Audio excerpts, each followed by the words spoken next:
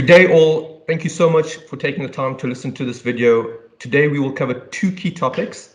The first one is on everyone's mind given the press coverage. It's on every social media channel, prescribed assets. I'm also joined by Malcolm Charles, who co-manages the 91 Diversified Income Fund. We'll discuss our current market views, answer some of the questions on your minds. For those of you who don't know me, my name is Sanjeet Sunath. Let me begin by saying that uncertainty in regulations, and particularly when it involves your hard-earned savings, is never a good idea. In fact, it creates anxiety and makes you feel like you need to do something about it.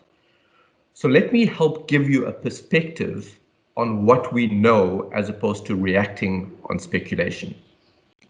So the idea on prescribed assets became more widely spread after the 2017 ANC policy conference. In 2019, it made its way into the ANC election manifesto, stating that it is something to be investigated. This is why it has hit the press discussions in the manner that it has. In the industry discussions that we've been part of, it's been important to understand the reasoning behind the considerations for prescribed assets, as everyone, government and private sector, even recently, have agreed that the 1980s style prescribed assets, forcing the retirement funds to hold a minimum proportion in government debt and assets, had much more negative consequences than positive consequences. Our understanding, and this comes from Mr. Gondwana, who is the chair of the ANC's Economic Transformation Subcommittee, is that the investigation for prescribed assets, and he said this recently during a MoneyWeb interview as well, is the need to invest in high quality long-term infrastructure investments. And this is then the crux of the consideration. If this is a problem that they are trying to solve, what is the solution? Now, the solution to this problem, which was actually very eloquently explained recently by the chief executive of Eskom, Linda Matiza, is that infrastructure investments isn't about finding funding. It is about making the projects fundable. In fact, there are many infrastructure type of funds where they've stopped raising money, whether these are life companies or banks, and it's largely been because there isn't sufficient fundable project. So finding money to invest doesn't seem to be the problem. What is a fundable project? Well, it's something that shows some level of return, so investors find it attractive for investment. But it's not just high returns, it's a combination of good returns and social outcomes. But very key, and this has been emphasized by government and many industry bodies, is ensuring that there's no loose management and no corruption involved in these projects. So we, together with many industry managers, have been strongly of the view, let's understand the problem we are trying to solve. If it's an infrastructure problem, the answer isn't prescribed assets, but ensuring that infrastructure projects are made fundable and possibly using public-private partnerships. So you've heard a few things in the press about changes to Regulation 28 to allow for infrastructure type investments. In fact, infrastructure investments is already allowed to the extent of 35% in regulations, 25% through debt instruments and 10% through equity. It isn't stated as infrastructure investments, but given how infrastructure investments are structured, generally as non-investment grade debt instruments or unlisted equity, it is already allowed for. You've also heard in the press about choosing to not use retirement vehicles and rather investing on a voluntary basis. The result is that there are significant tax benefits that you then lose.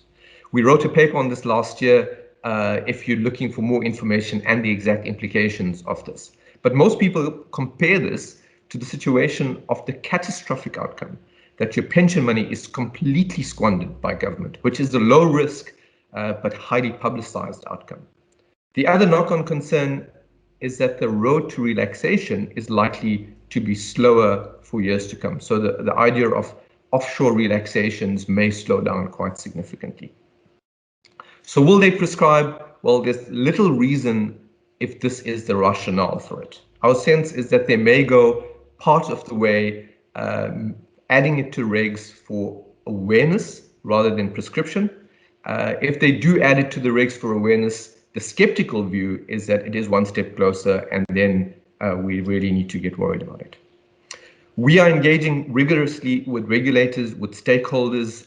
We're taking this seriously. Tabu Kujani, our MD at 91, is the chair of ASISA, and Smira, head of investments at 91, has been integrally involved in all of this. But to summarize, is it a good idea? Well, definitely not for the problem they have articulated. Are they taking it seriously? Are we taking it seriously? Absolutely. Will it happen? Well, unlikely in the way that you think and how it is mentioned in the press. It does seem likely that it will be added for people to explicitly consider it, but unlikely to be prescribed. Do you need to do anything about it? Well, you need to speak to your advisor. You need to speak to your discretionary fund manager, but hopefully I've highlighted what you need to consider in your deliberations. And from an investment perspective, you should leave it to the portfolio manager. And if it does lead to distortions in asset prices, the portfolio manager should take advantage of that. I'm going to pause there for a second, Malcolm. Maybe just a few seconds from you on prescribed assets, and then we'll move on to the investment views. Thanks, Ajit. I think that sums it up pretty well. I just wanted to add, in the last couple of days, Paul Masatilia, the Treasurer General of the ANC, so one of the top six, came out categorically saying they do not want to change the rules on pension funds. I think the engagement that you alluded to as sort of seen, it's the way all the way through the ANC, and he was very clear that prescribed assets are not a viable solution, and they will much rather create an environment, is what we as an industry have been saying, is create the vehicle, create the projects. We are dying to invest in infrastructure projects. Just make sure the governance is right. If the governance is right and the payoff profile is correct, there is a lot of money looking for good homes. So it seems that common sense is prevailing, and more and more government and the industry have moved closer together. Great. Thanks, Malcolm. That's comforting. So I'm going to start you off with an easy question. GDP growth.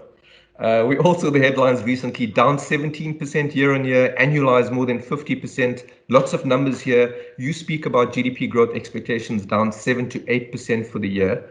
We now have the additional data from the South African Reserve Bank, who've kept interest rates unchanged in September. I mean, help us understand what are the expectations around GDP growth and the reasoning for it. I think the only easy part of that question is that there's no growth. So it really is a terrible position that we're in. COVID has decimated the economy. What we've tried to do is work out how much of it was a temporary blip, how much comes back at each phase. But I think the key element is what scarring has happened in the economy. In other words, what part of the economy won't we see again? How many mom and pop shops have been decimated? And that's the crux of the matter. We'll see from next month with tourism opening again. Unfortunately, I think it'll take something for people to really flood back into our market, but I think you'll see a slight uptick there. But there has been, as each level has changed, we have seen a recovery, and you have seen a sort of boost to the economy, as you mentioned. So between 7.5% and 8% down this year. But you do start seeing a tick up next year. We at this stage we're forecasting anywhere between 2.8 and 3% growth for next year, and then hopefully the recovery continues. So it's not inspiring. It is the one element that we're most concerned about, and it's something that we think, despite the SARB doing nothing yesterday, will more than likely lead them to cut rates again, either in November or early next year. Okay, so not necessarily the 50% derived rate that people have been touting in the press. Malcolm, let's switch over to the bond market. We've seen significant volatility in SA bonds. So even though you guys have done an amazing job with returns, I mean, it really has been an outstanding effort by you and the team. It's been really tough out there. Now, debt trap is defined as borrowing to pay interest. Are we at that point in South Africa? And what does that mean for SA bonds and your views on it? Look, I think we're at the tipping point, without a doubt. So, and it all depends on what Tito does at the budget. We anticipate the mini budget's going to be either the 21st or the 28th of October. Remember, in June, he gave the special budget where he showed Cabinet and the country two paths. One was the passive path and one was the active path. The passive path is a complete debt trap. Within a year or so, we're over 100%, and then we in a debt spiral. and then we probably knocking on the IMF's door, and that is a scenario none of us want to see. The active path sees debt stabilize at about 80%. It is still terrible. It is still unaffordable, but it is stabilizing by the finance minister stabilizing expenditure. What you then need is this growth path that the president announced in his speech recently to come through, because the only way you get that debt to come down into the 70s and 60s in a couple of years' time is if you then have the growth come through. So you have the stabilization of the expenditure, and then you have some sort of growth path coming through to actually stabilize. Now, both of those are quite uncertain at the moment. The noises coming from the presidency and the Department of Finance are both very good at the moment, but we know that one thing South Africa is fantastic about is making good plans, the implementation not so good. So we are going to be watching the implementation at the budget in a couple of weeks' time. Tito seems to have the authority of the president or the support of the president. And if you look at all the noises that he's making, so that's looking very positive. And the leaked documents that we've seen so far on this growth path are probably the most positive we've seen in a long time, in that it's not only a wish list, it's actually got timelines attached to those wish lists, which is very important. Great. I mean, you're certainly giving us something to hope for here. So hopefully your positivity plays out in the market and in the portfolio. But Malcolm, I mean, recently you actually mentioned this to me. We're in one of these like crazy periods where bank long yields are actually lower than government yields. So yes, you've heard that correctly. Bank long yields are lower than government, which means that the banks in South Africa can borrow more cheaply than government. I mean, has this ever happened before? I mean, what does this tell us? Yeah. So it's quite interesting, because your initial response is the market is pricing in the government default. Unfortunately, yeah, if government defaults, trust me, the banks aren't a place to be hiding in any case. No, what the main thing it's telling us is it actually goes back to the previous question, is about the debt trap. Is the banks are issuing paper, typically floating rate paper. So when we say it's 3 and 5 year paper, where banks are borrowing at a lower interest rate than government. Why? They're issuing floating rate paper, which everyone wants. Income funds, bond funds, even balanced funds are trying to source that sort of floating rate paper, because you've got less volatility and you've got virtually no interest rate risk attached to it. The problem is banks aren't seeing economic activity, so therefore they're not issuing. So there are a lot of people wanting to buy it, not many people happy to sell or issue that paper. You then shift to the government side. There are not many people wanting to buy fixed term paper, and government is saying, how much do you want? They are issuing 6.5 billion rand in government bonds every single Tuesday. So it's a supply and demand dynamic that is playing out there, that is just distorting the market and creating that crazy phenomena, which has never been seen before. Yeah, I mean, that's really interesting. Let's switch over to offshore for a second. Offshore fixed income investments. You and Pete obviously and the team use this as part of a management of risk in the portfolio. I mean, what is your view on offshore at the moment? Are you buyers? Are you sellers? And in which currencies? Yeah, so offshore, in our view, and it showed again in March, April this year, is an integral part of an income portfolio. If you haven't got it as part of your strategy, unfortunately, you just suffer too much volatility, and the funds that didn't have that strategy came completely unstuck over that crazy period when we went into lockdown and COVID sort of hit the Western world. So we always have some in the portfolio as a risk mitigator. At the moment, if you look at the terms of trade of South Africa, which is taking our exports divided by imports, it has never looked better. Gold is up, platinum is up, iron ore, all of those have gone up, and oil's gone the other way. So the stuff we export is a huge demand. The stuff we import is the cheapest it's been in many, many years. So therefore, fundamentally, it's very supportive for the rand. So we think that factor, combined with the fact that the Fed is saying interest rates in the US are probably going to be at zero or around zero for at least 3 years.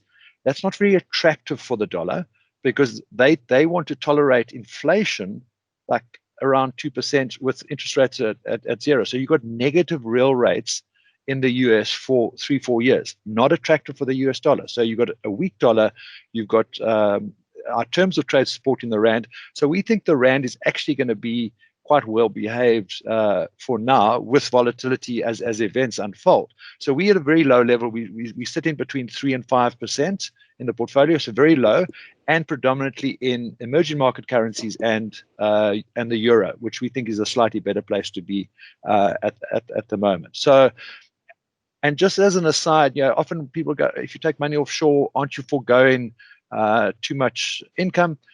You must also remember this is the cheapest it's been to hold offshore currency, because the differential between us and the US is as low as it was probably 14 years ago.